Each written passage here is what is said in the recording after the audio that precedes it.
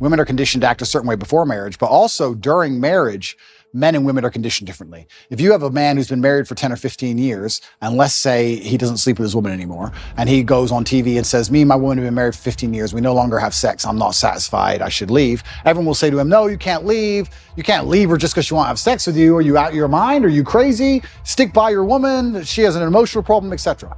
If you had a woman who said, I've been married for 15 years, I've been with him, I'm not attracted anymore, I don't have sex with him anymore, you deserve freedom, you can go get someone else, why are you putting up with this? His feelings aren't your responsibility. So it's actually very interesting also, the psyop happens post-marriage. Women are also attacked post-marriage to not try, not stick around, not worry about their husband's needs. Speaking to your point, one thing I speak to the young women that follow me about is making an effort after you get married. This idea, I was reading this ridiculous column, Ask Jane, where a guy was writing in earnest saying, I love my wife. She's a wonderful mother to our children. We've been married.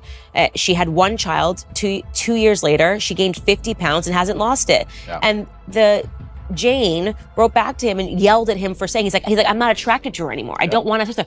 Just yelled at him for even saying this. And I'm going, no, why are you yelling at him for being honest? The idea that marriage is a finish line is problematic. Yep. That, oh, well, I got the guy, I pretended that I like to work out and go to the gym, and now that I've got him, I'm going to gain 200 pounds and he's just stuck with me. Yep. That is a poisonous mentality. You should make an effort for your husband.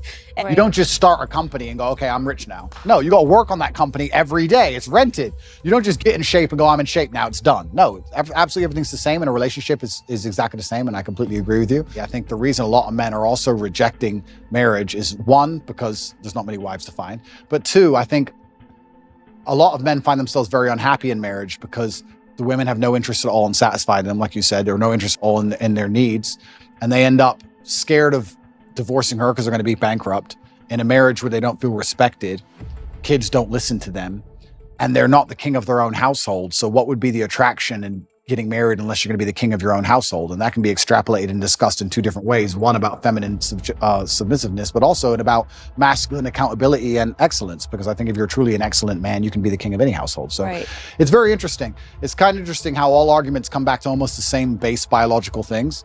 And you teach women to be good women, you teach men to be good men, and everything kind of works out after that. And if you break those two things, everything built on top of it completely degrades and breaks down. It's done on purpose because they have the world so confused now that they can come at us with absolute garbage and it needs a discussion.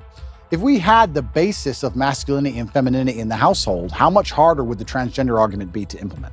Think about it. Well, she's a woman, I'm a man. No. But now they got people thinking we're all the same, it doesn't matter, gender is not real, all this craziness because of the breakdown of the basics. So this is why perhaps they see you as such a threat, and they see me as such a threat, and they see us as such a threat because we've just stuck to the age-old adages and the age-old ways that people have always been. And I do think that one of the reasons why they dislike me so much is because, yeah, I certainly live a teenage boy's dream, but if you want to inspire the next generation, how else are you going to do it, right? You have to have the fancy car and the big yacht and all these things. And by inspiring these men to stand up and think for themselves and resist the slave mind, it's doing genuine damage to their slave agenda. Genuine damage to their slave agenda. And I think that that's why I especially ended up targeted. I truly believe that's what's happening.